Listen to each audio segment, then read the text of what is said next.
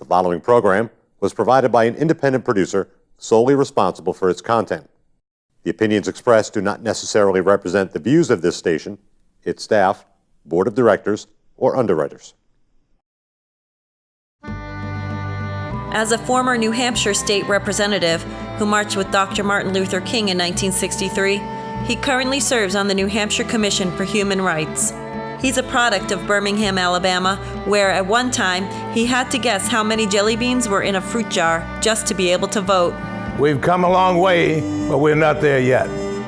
Together we will explore the visible laws, invisible laws, and the structures above and beneath our human surface that keep us reaching for the stars. It is his goal to work with you in putting Nashua back on top, to be voted the #1 city in the nation again. We are in a crisis situation, and that's what we're going to talk about. I'm Harvey Keye. Welcome to Nashua Strong.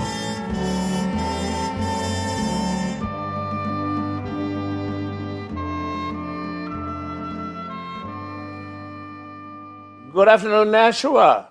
We're back after the holidays, and I hope you had a great time. I hope it was warm where you were, and you were fed real good, and you're happily back in Nashua, New Hampshire. We're happy to have you back in New Hampshire, especially in Nashua, because we've got a lot of great things going on. We are looking forward to 2018 as a year that we're beginning to, and not end the explosion, but begin the explosion of better relationships between people, better voting at the voting booth, particularly because I told you before, and I say it all of the time, I could not vote in Birmingham, Alabama, because they didn't allow me to vote after coming from the Korean conflict. I thought I deserved the right to vote. They said I couldn't. You know the reason why. We don't have to mention that. But I can't forget it, and I won't forget it. I won't stop mentioning it because I don't want it to happen again. It seems to me that the people who are in power are trying to keep the people who are not in power from voting. Now, I don't have to be a mathematician to know that if 10 people are trying to keep 100 people from the polls, there must be a reason. And I think the reason is power. Now, I mentioned that. We're going forward. We had a turnout this last election of 18.6% of the eligible voters in the city of Nashua. We can do better than that. We have been the #1 city in this country for 2 times, and in the top 20 for the third time. And what does that say to us? Are we fabulous? Absolutely. Can we do better? Absolutely.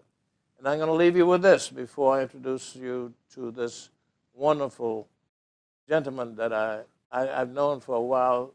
But at any rate, we can do better, and I'm going to ask you to do this. Be kinder to each other every day that you meet someone that you didn't know, or you did know, or you didn't know. You knew them or didn't know them. Just be kinder to each individual as you see them and meet them every day. Now, I have the distinct pleasure of going back a little bit with this guy who's sitting in this studio. We served on a board of, I knew him before that, but he didn't know me. We served on the board of New Hampshire Prostate Coalition. And Donald was just a go-getter, helped us so much. But I knew him when he had a travel agency. And I wonder, who is this man with a travel agency in Nashua, New Hampshire? Now, I won't go any further. I'm going to introduce you to, I want to call him the Honorable because he was an alderman a long time ago before I got to this city. Donald Davidson, who is a native son of Nashua. And we're just going to talk in general about school. Was it an elementary school? Was it a kindergarten school? Who played football in Nashua, city of Nashua? But let me introduce you. Donald, say hi to Nashua. Harvey, thank you for having me on your show. And you say hello to everybody out there in Nashua. As you mentioned, it was the #1 city in the land twice. We were the last #1 city to have that honor by ourselves. Because the year after 1997, when we had that honor the second time, the Money Magazine Corporation, who gave out the honor, changed the system to having #1 in several categories. Small, medium, large, etc. They had like 5 or 6 categories the following years and subsequent to that where you could be a #1. But in 1997, there was only one #1, and it was Nashua. Is that the whole country? The whole country. Wow. What about 80s? You said that was one. 87 was the previous one. Previous one. Yes. Were we #1? In 87, same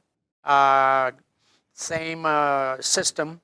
Money Magazine does whatever they did to go Are you around. familiar with the criteria they use to measure how you get to #1? They used everything. They used they went even as life expectancy, quality of life, school system,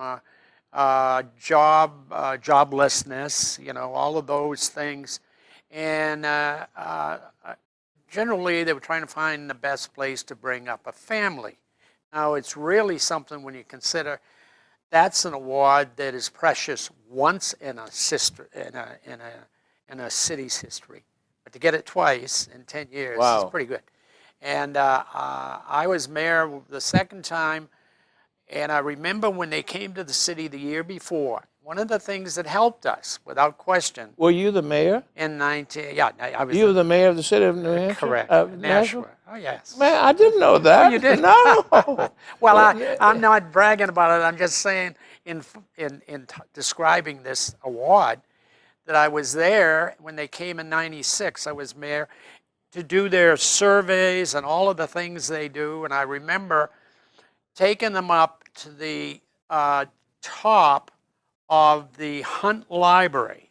Yeah. We had to climb a ladder to get in the very top to take pictures down Main Street and up Amherst Street, and they were very impressed with that. Let me go back. Yes. You were the mayor what year? 1996 to 2000. In the latter part of the 1990s. I think I had left the city at that time. You did say you had left for a while. Yeah. Okay. Yeah. So Well, I'm so unhappy that I didn't serve under you. no, not a problem. But the thing that I started to say, one of the things that helped us with the second one, in addition to our everything about the city that was good, was the previous year we hosted the Olympic torch.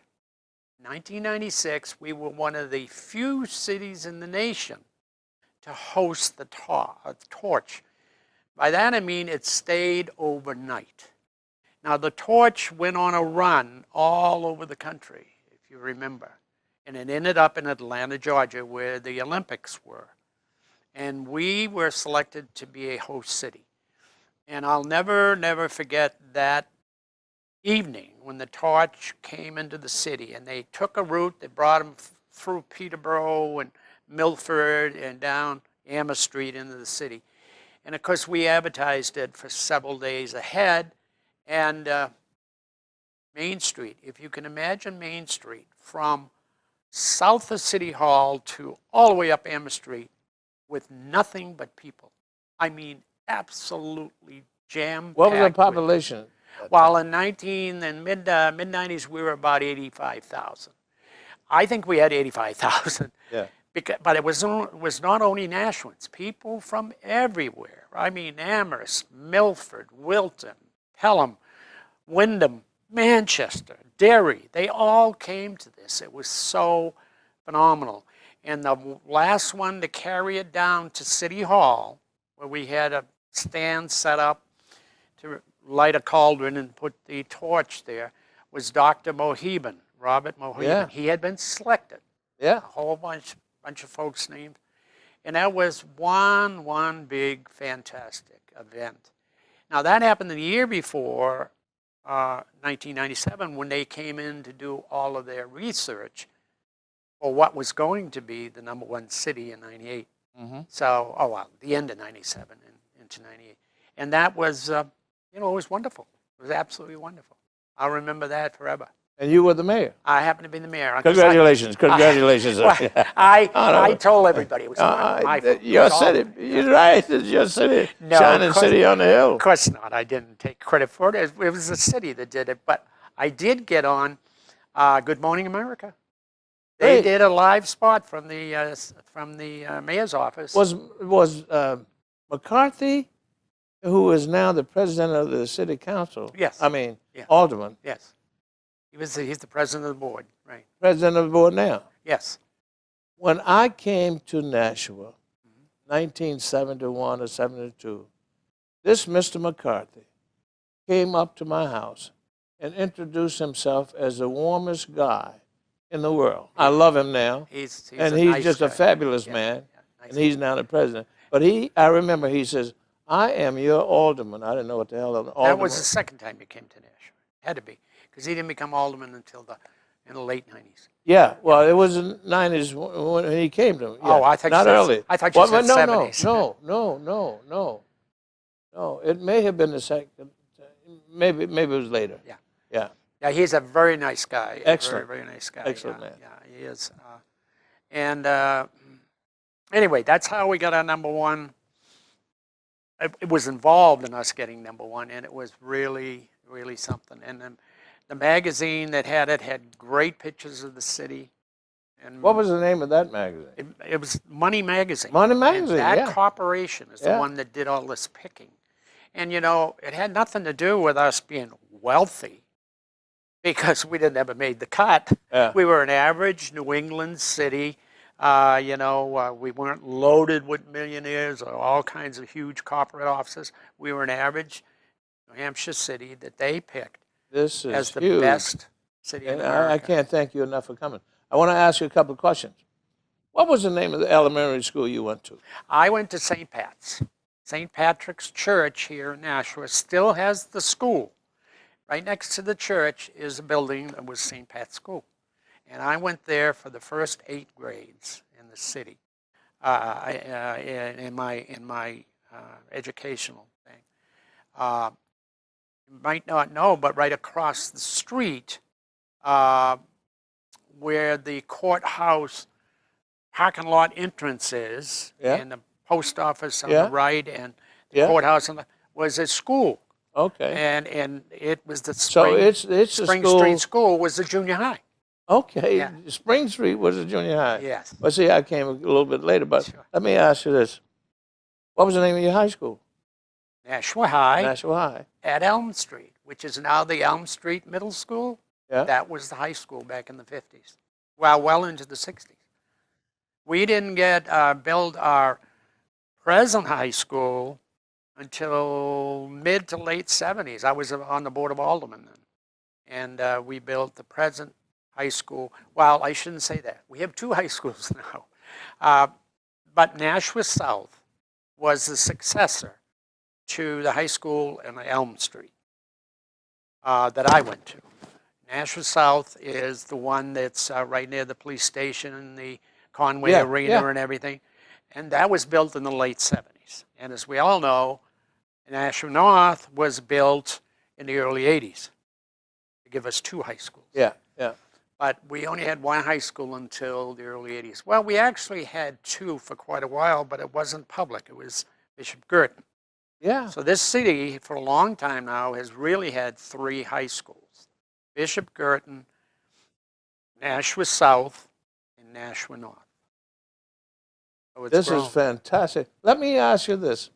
When I came here, I think there was a Mayor Sullivan. Oh, yes, Denny. Dennis Sullivan Yes, yes. was one of the nicest men in the world. Super guy, but unbelievably hard to work with. But a super guy. We would have an aldermanic meeting, and we'd fight as aldermen with the mayor on issues and everything. And when the meeting got done, he'd say, come on, let's go get a beer. And we'd go across the street to a restaurant that had a bar, and we'd all sit there and have a beer. That hasn't been done for a long Wow. time. Yeah. Well, I Yeah. hope they start doing it again Oh, because yeah, we could be kinder to each other over a beer, I think.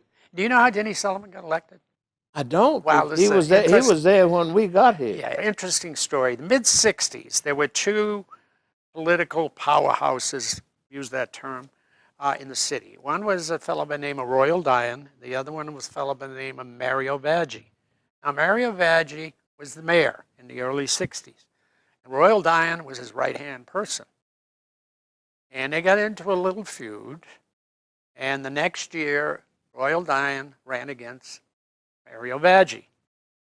And into the mix comes this postman by the name of Dennis Sullivan. 6'8". Who jumped into the mix on a dare from his fellow postal workers. And unfortunately, Vaggi and Dion in the election just beat heads, like a lot of elections happen. And this guy by the name of Sullivan won. Because back then, it was just a plurality, not a majority. So you had three people running. The one who got the most of the three would be the mayor. Wow. And he became mayor, and he was mayor for a good 8 years, I think, on 2-year terms, by the way. Well, of course, when I moved here, let me just segue a little bit. I came here from upstate New York. I came to handle all of the hospitals in New England with a company. With your company, yes. And this company, someone told me we were going to move to Boston because I could handle all six states. It was easy to get on the highway and back because driving back and forth. And one of our neighbors said to me, he said, well, go to Nashua because it's a nice town. Well, I thought they said Nassau. Yes, well, a lot of folks do. And my wife, we decided to come take this trip up and come take a look. Move. We didn't take a look. She said, where we moving to? I said, we're going to Nassau. Ooh, it's nice and warm. And she said, yeah. And I kept driving to Nashua. We stopped in Boston. We decided we wanted to. So this is how we got here in 1970, which is we're so happy to be here. Yeah, and because today we're a suburb of Boston. Yes. We really are. And the way you tell is just watch the evening news, all the channels. Nashua is part of Boston as far as that circle goes. Our airport is called. Oh, no, the Manchester one is. Yeah, but I mean the airport, the Manchester airport is called. Manchester, Boston Yeah, region. yeah, which right. obviously. Well, that was a advertising promotion gimmick that they tried to do. It was very successful because Manchester were pulling in northern Mass customers who didn't want to go to Logan and still don't. Yeah. So they decided to tag on the Boston thing to it, and that's kind of a promotional or advertising. And, well, it's worked for them. But as far as the greater Boston community, we're part of it now. We are. Absolutely. Yeah. Let me ask you, I had a bunch of questions I was going to ask you, and I'm not going to have to look. I'm going to ask you. You went to, you became a pilot. Oh, yes. Yeah. I had been flying in my blood evidently since I was born because my mother gave me a baby picture, in the old family album when I was about 1.5, still in diapers, so maybe it was one or under, in the yard, and this had to be in 1940, right in there, and she said, that's you, and I'm doing this. Wow. Evidently an airplane flew over. And but the real truth is my dad flew in the late 20s and early 30s as a young man when it was really risky, And he flew, got his license. He gave me his old logbook before he passed away. Were you flying at the time that he gave you the logbook? Oh, I was, yeah. What age were you when you started? When I started flying, I started lessons at 15, and I soloed on my 16th birthday. You cannot solo as a pilot in the majority of the states until you're 16. And I say the majority because they have allowed youngsters as young as 14 to solo in states like Nebraska and Kansas and Montana and the Dakotas. because of the farmlands.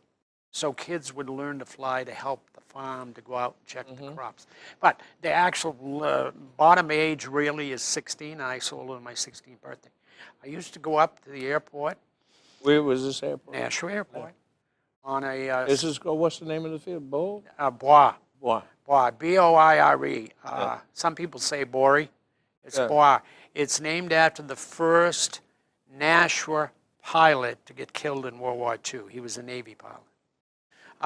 And I used to go up to the airport when I was 15 and go to one of the operators there and sweep the spare hangar, sweep it to get a half-hour flying for Wow. that week. That's love for the game. Yes. And I went on and I got my license when I was 17. As a matter of fact, I was in the class play in my senior class, and we got done practice one Saturday in the afternoon, and I asked some of my class colleagues if they wanted to go flying, and I took them up flying. Wow. And they thought What- that was what great, 'cause was we the were all capacity? 17. What was the capacity? Four. Four. Yeah, Go. small airplane. I did two flights. But that was, to me, I was very proud to be able to do that at my age and as a senior in high school. Wow. Take my classmates for a ride. Then I went on, kept flying, and I applied for aviation cadets in the Air Force, and a couple of years later I got selected. A rather rigorous testing system.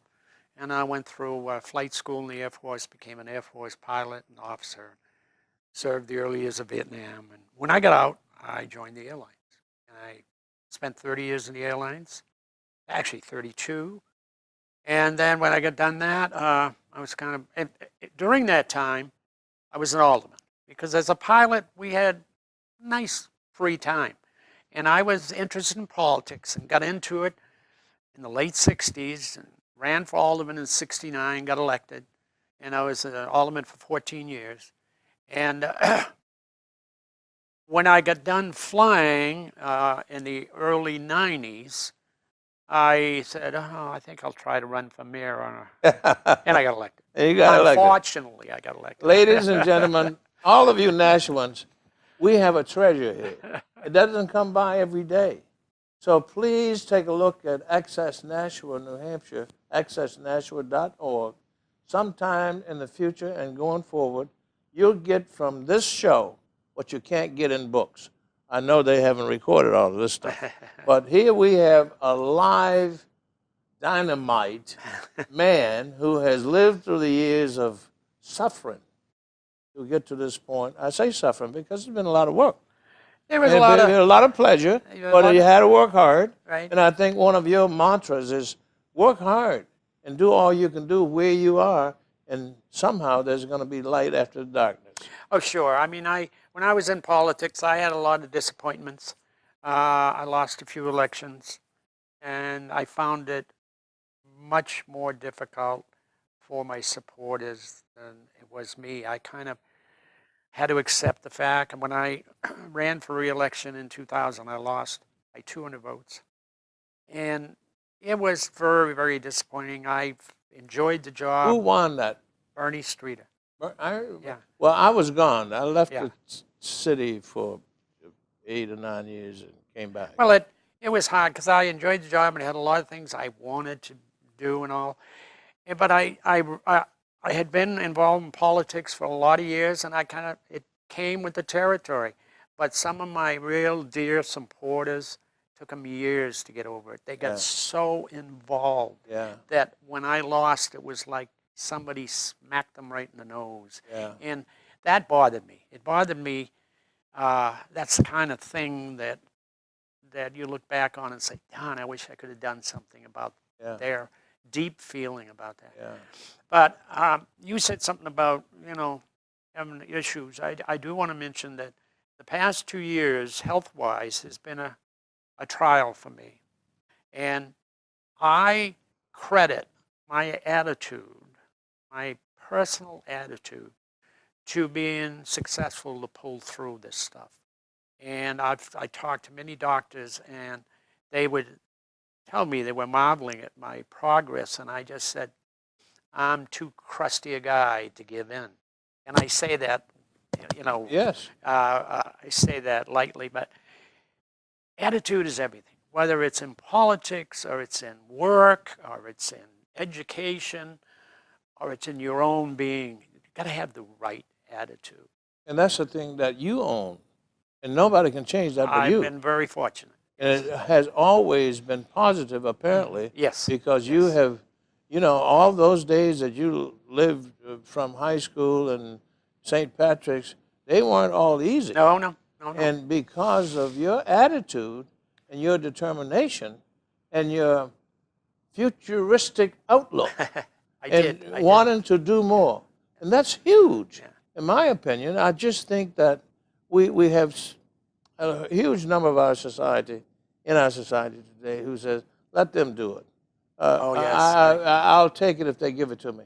And I'm of the opinion, I feel exactly the same way you. Perhaps I can't feel as much because you got that zest with you. But I feel at my age, I have so much more to do Oh, yes. that I can do, and I'm gonna do, because there's too much music inside to let it die inside. I don't. I reflect back. I just didn't let an obstacle stop me, whatever the obstacle was. See, and I go back a little bit, Donald.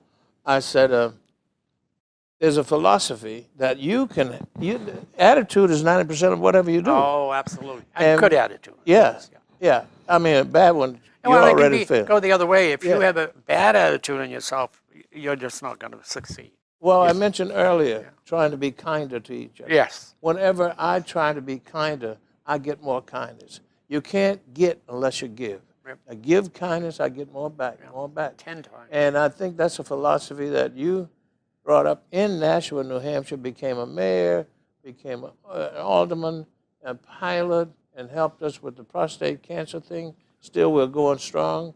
And I can't appreciate you more, and I just hope these people who are now, let me retract. These people is not Our folks. our folks, yeah. Could just dig deeper into this man and get some of his history. I would hope maybe one day he'll write a book.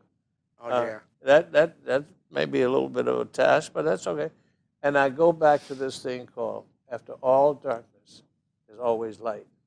Now, you can dissect that in a way you want. You do what you want to do with it. But if you take your life and look at it microscopically or submicroscopically, you'll find that after all darkness, there's light. So we're going to get back to Donald. I had several questions I wanted to ask him because he's such an interest in, it's like reading a book. He has so much information and he has so much skill and talent that young people might hold on to or grab onto. I want to ask you, did you play football? No, I was not a very athletic built type guy, and I did not play football, but as all teenagers in high school do everywhere, they're very rabid about their high school team. And my experience was in the early to mid 50s. Mm-hmm. We had a very good team here in Nashua in that time. Not as good as the big powerhouses in Massachusetts, Brockton and Everett and Chelsea. However, one year, I think it was 55, it was right in that area, we got on our schedule a team called Everett, Mass.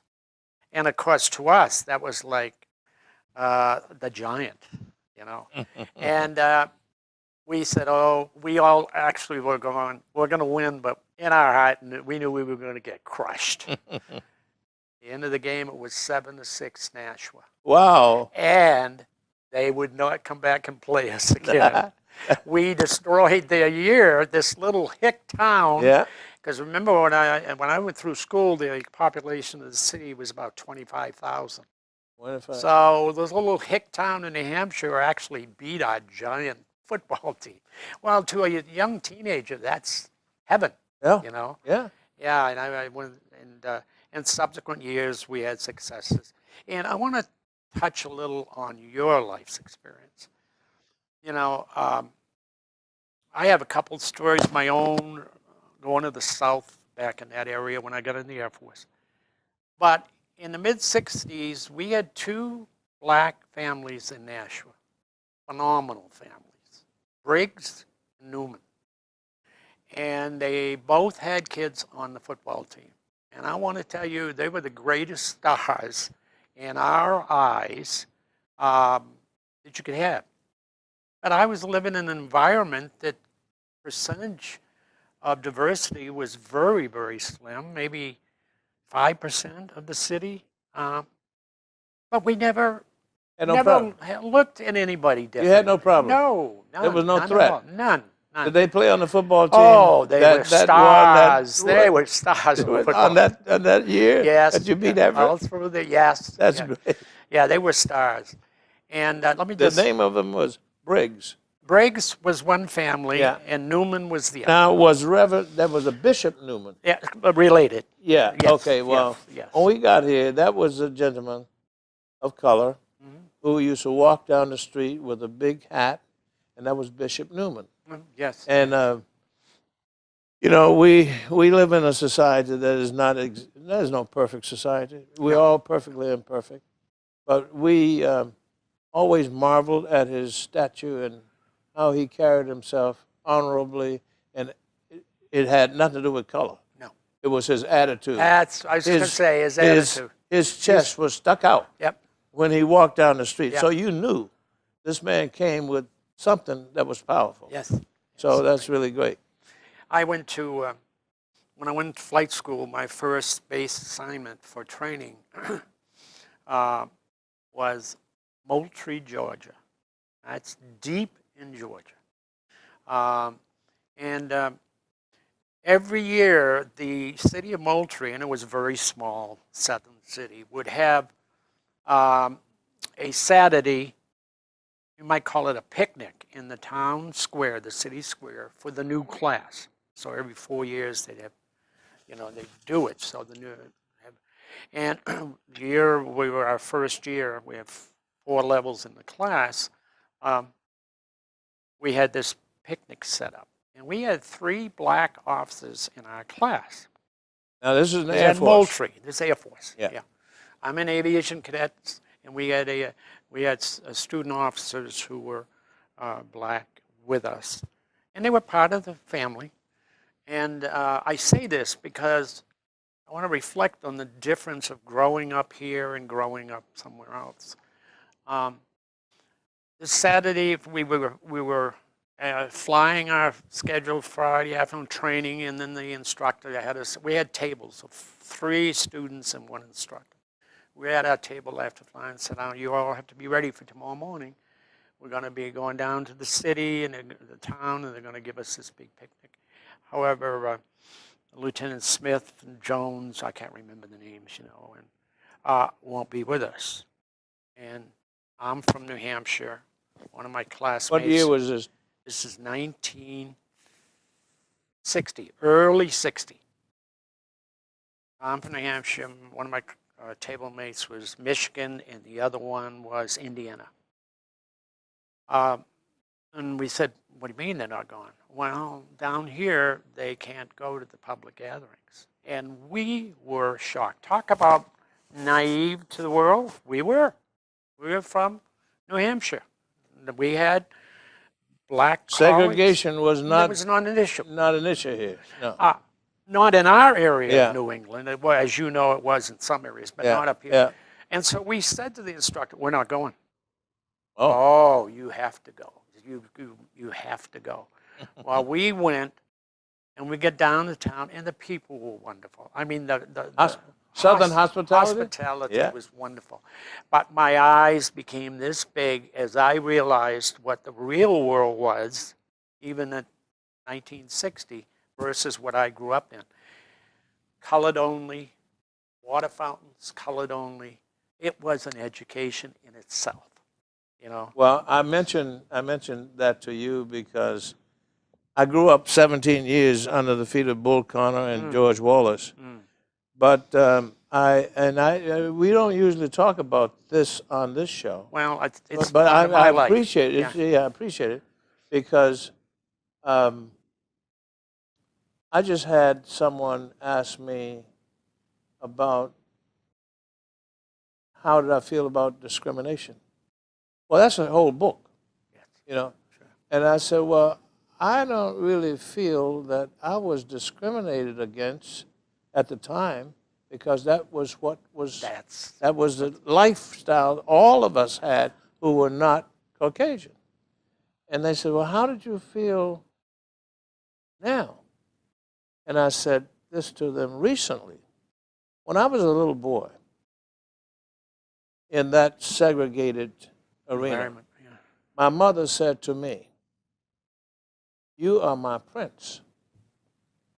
And I didn't know what a prince was. But later on, I found out that a prince was someone you couldn't hurt. So discriminatory practices don't hurt me. They hurt the people who practice it. That's right. And I use that to go back to wherever there's darkness, there's light based on your attitude. So I am flamboyantly non-racial, racial, and I don't wear that button, even though we are in the midst of turmoil in this country for a long time. I find myself trying to be the best human being I can. And for that, I get all kinds of hugs, physically, mentally, and otherwise, and appreciation. And I get to be stronger and stronger and stronger. And I want to pass that on because, thank you, Don, for bringing that up, because I wouldn't have thought about it. But that again, my show is about Nashua Strong. That makes us strong.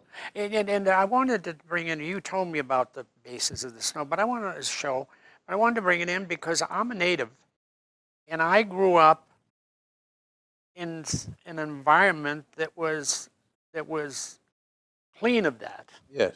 And before I was too old in life, I was exposed to the other side of the country, and it was such an education to me. Absolutely. I think it helped, formulate my outlook on everything. So, just from an old timer here. Old timer. He is an old timer. He was a mayor, and I didn't know that. You had mentioned to me the other day when we were chatting about how the heck did I get tied up with the Green Bay Packers? I did. You know why? I saw you when I saw you not too long ago. You had on this jacket that says Green Bay Packers. I said, now, I don't know Donald, but maybe I've known you for 20 years, maybe 1990s to now. It's just around 20 years. And he wears this Green Bay Packers. Why is he wearing the Patriots? So I have to ask you, why? Well, I am a rabid Green Bay fan. Now, having said that, I'll put a little caveat in there. I love the Pats and Belichick and Brady, and how could you not? We're from New England, and I cheer them all the time. But if they're playing the Packers, I put my cheese head on. And in 1998, or 7, I can't remember which day, I was mayor, and Green Bay played New England in the Super Bowl that year. That was pre-Brady. Bledsoe was the quarterback. And I let everybody know I was a Green Bay fan. Were you the mayor at that time? I was mayor, and Tom King wrote an article that appeared in the Sunday paper the week before the Super Bowl, and the caption was, Mayor Cheesehead. And it was just a story about how I became a Packer fan. And how I did was, I followed Notre Dame when I was a kid. Yeah. I followed them every week when they played. And the only NFL team at that time in this whole area was the New York Giants, because the AFC hadn't started. Who was a quarterback? And not of the Giants. Frank Gifford. He was not a quarterback. No, he was a running back. Running back. Yeah. Or he was the Giants. Yeah, he was the Giants. But the New York Giants was the only NFL team New England could look to because the AFC hadn't started. the Patriots started the next year, 1960. Well, I'm telling you about how this started. Let me back up. I followed Notre Dame, and they had a quarterback at Notre Dame that got drafted by this team called the Green Bay Packers, where I didn't even know where they were. But I said to myself, if it's good enough for him, it's good enough for me. Yeah. And his name was Paul Hornung. Yeah. Now, Paul Hornung became a famous NFL star, not as a quarterback. He became a running back for the Packers under Lombardi. Yeah. And I stuck with the Packers all through the 60s when they were the dynamite. They won the first 2 Super Bowls. And through the lean years, the 70s and 80s. I always had a little love for the Patriots, but the Patriots were nothing for years and years and years.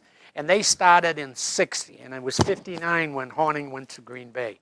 So that's the genesis of You just mentioned the name of a man, coach. Lombardi. Vince Lombardi? Vince Lombardi. Oh, God, yes. What was his, you may not remember, I won't test you, but his famous saying was, when you see daylight, run to it.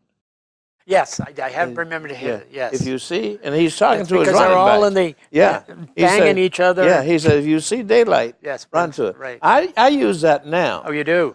For hurdles that I Sure, need, sure. obstacles that might come my way, because I can always get around them or go over them. Because there's some daylight, like I said before, after all darkness, there's light. If you run into a football, there's a crack someplace. Yes. And Vince Lombardi said, if you see daylight, So it's sort of like the other saying we all use sometimes, the light at the end of the tunnel. yes, You know, go there's after it, something. yeah. Go for But it. that's my Green Bay connection. And You still have a jacket. oh, I 'Cause have, I saw the jacket the I other have- day. Yeah, I wear my paraphernalia is Green Bay. I do have a Patriots hat, but I only wear that when I'm not around town. if I go to Baltimore or I go to Atlanta, I'll wear the Patriots hat. You know. Right, but it's been a great experience in this city. I've seen it grow. I was on the Board of Aldermen and responsible in a way for the one-way streets. And the history of that is very, very interesting. I was head of the traffic committee. And the traffic in this city in the mid-70s was awful. Gridlock. Why was it awful? Gridlock everywhere, because all the streets were two-way. For 2 ways. Picture West Hollis Street being two-way today, Yeah. and Kinsley Street being two-way. Okay. And at 5 o'clock every single afternoon, the City Hall is right on near the intersection of West Hollis and East Hollis in Maine. Right. And at 5 o'clock any afternoon, you could look out the windows from the second floor of City Hall, and the traffic on Main Street was dead. The traffic on West Hollis was dead, and the traffic on East Hollis was dead. Jammed, gridlock. And in the late 60s, the city paid for a study to be done on its streets. Now, the streets in this city were like most New England cities. They were, as we used to say, they were cow trails, and they put macadam on them. You know, there wasn't any design to them, you know. I'm being facetious. Is that why they call cow Hampshire? Cow Hampshire, yeah. I don't like it at all. No. And don't insult me. Call my lovely city Cow Hampshire. No, I'm just being a little facetious. But there was no design. I'm not saying to you. know. I'm saying other folks. And this study recommended highly that the city go to an expansive one-way system, or they would choke. And I became a champion of that. I guess maybe because of my flying career that I was in and seeing cities around the country that were designed well after Nashua was designed. Like the cities were designed in the 20th century, and all the streets were perfect. And so I became a champion of that system. And I was head of the traffic committee on the Board of Aldermen, and I went to the mayor, Dennis Sullivan, and I said, we want to pursue this. But You were an alderman. I was an alderman. Yeah. But I And said, how many aldermen were there? the same amount, 15. 15. There were 5 on the committee that Okay. I was on. And I said, and we called him Denny. He was fine. I said, Denny, we need your support. And he went, oh, that's a pretty hot political thing. I don't know. He said, I don't know. And I said, Denny, we can't do it without your support. He said, I'll tell you what, I won't object. Well, to me, that's okay. Yeah. But did we get pummeled Yes. as we were rolling out what was going to be for the one-way streets? We had a newspaper in the community, a weekly called the The broadcaster. Broadcaster. I worked for the broadcaster. Yes, and the fella that owned it was a fella by the name of Al Rock. And every week he would have a caption on the front page while we were doing this, a cartoon about this damn one-way street system. He didn't like it, and we took the brunt because he didn't like it. He had one cartoon, I'll never forget, it showed 4 streets coming together, and each sign said, do not enter. Do not Which enter. we, you know, was Yeah. And anyway, this was a long battle. We went to the Rotaries, we went to the Lions Club, we went to the Exchange Club, we went to the Chamber of Commerce, kind of preaching what we're going to have. I worked personally, on my days off, I'd go to the city garage where they were putting the signs together, and we all did on the committee. And the bottom line is we made the change on a Sunday. And that was on purpose because there's less travel. I'll never fail. At 2 o'clock in the morning, we're out with the city crews putting up, finishing the signs, taking the covers off the signs that were already up because everything changed. I'll never forget, I was at the corner of Kinsley and Main, and I had to go up Kinsley, walk up towards Elm because there was something.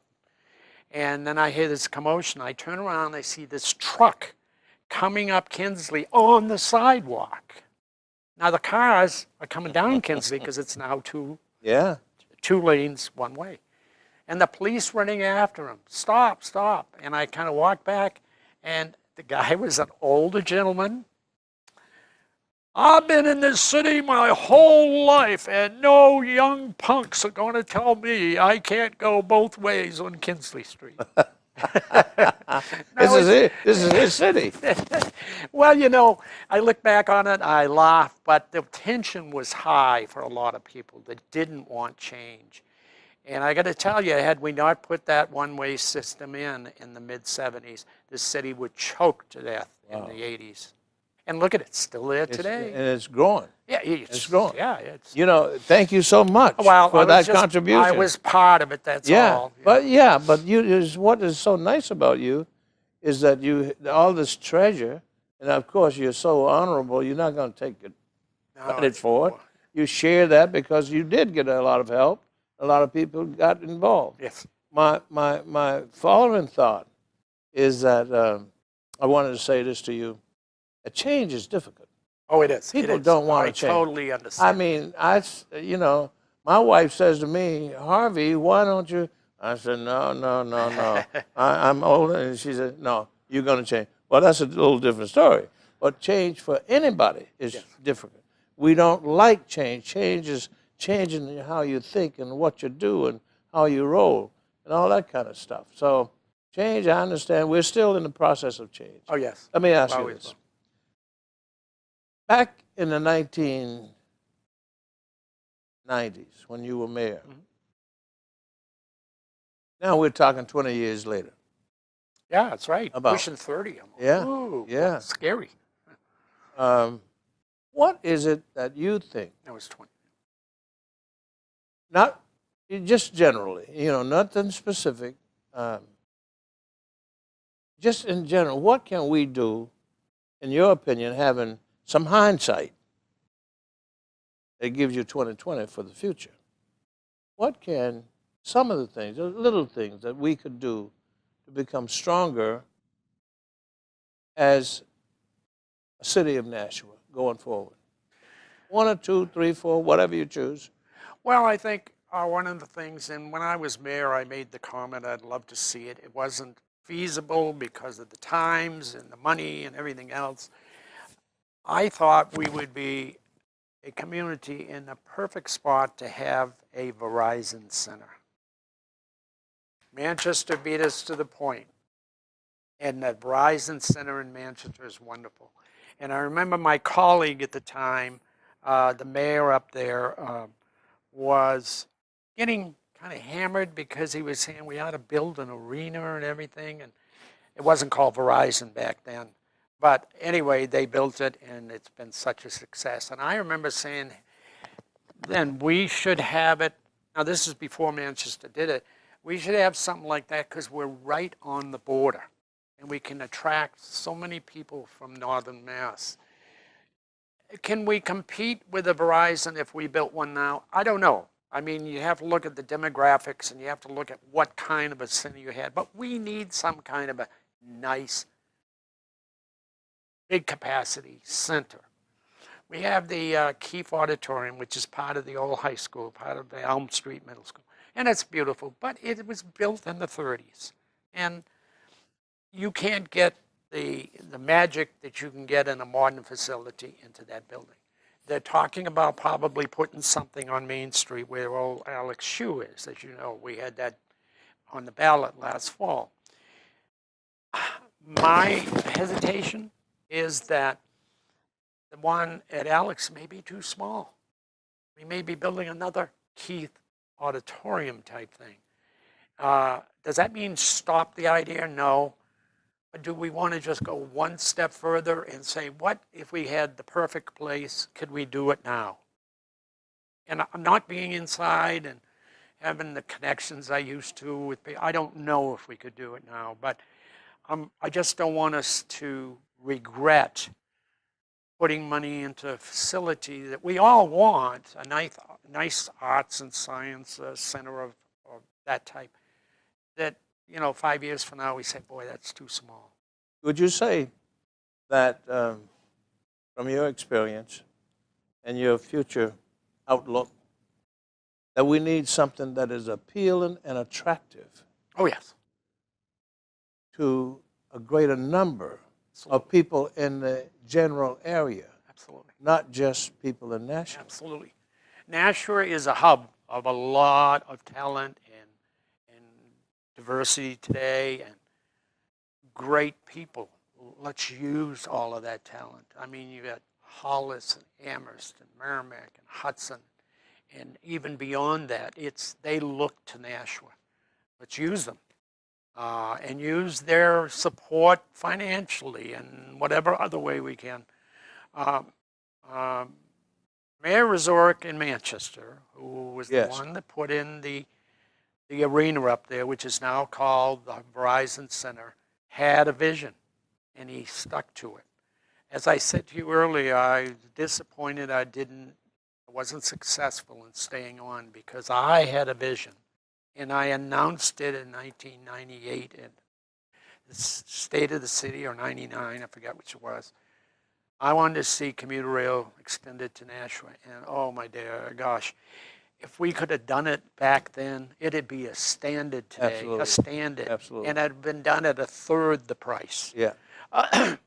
He had a vision that he was able to put together. It is so good. Where do we hold our high school graduations today? The Verizon Center. Do we? Oh, yes.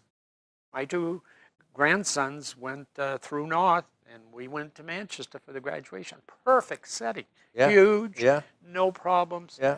It's I keep saying Verizon, but it's the Southern New Hampshire University Center today. Yes. I don't know if our vision today in Nashua is that far. Can we see that next horizon? I think we have to. And who could bring it to their attention better than you? Well, yeah, but my days may be behind Your me. days are not over, sir. Would you allow me and you to have a session with the mayor's office about this? Of course. I'd be glad to help in any way I can. No question about it. I am nonpartisan. I want to tell you that. I'm looking for performance. I'm looking for futuristic stuff. I'm looking for young people to bring up and take hold of these. If you see some daylight, run to it. Yes. and I can't is not part of my vocabulary. I don't use it, don't want to use it, will not use it. But I think having the maturity and the experience and the intelligence is huge.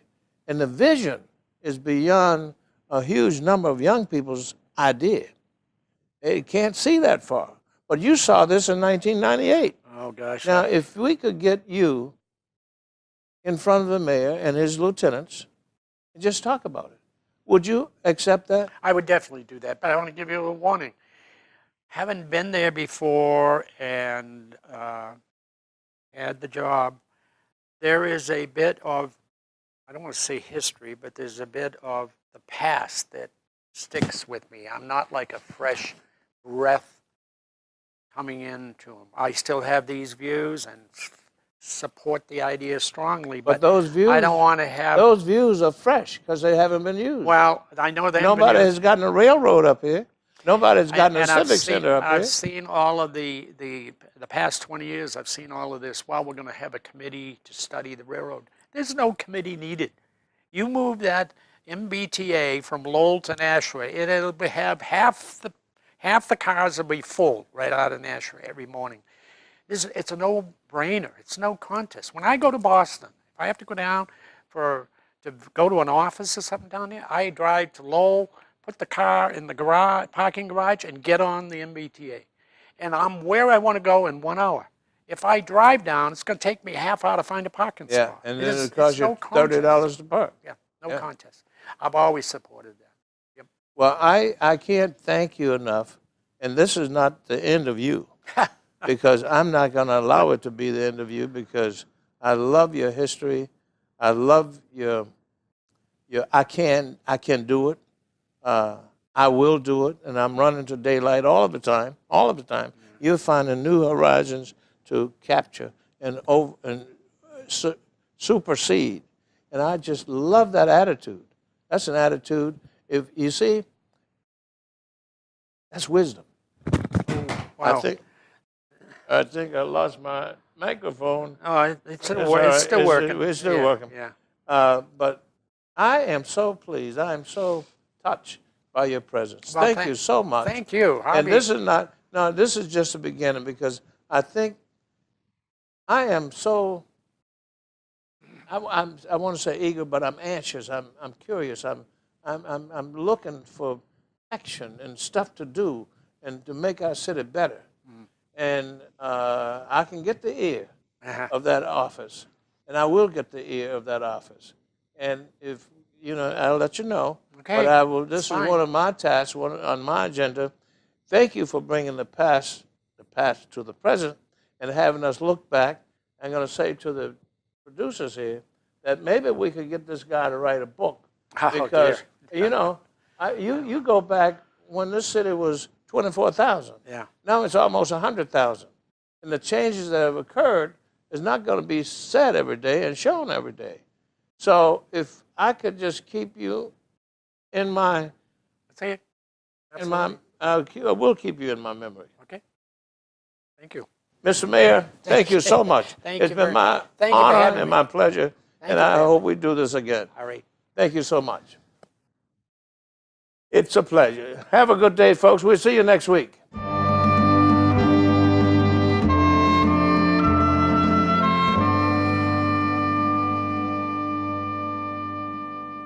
The preceding program was provided by an independent producer solely responsible for its content.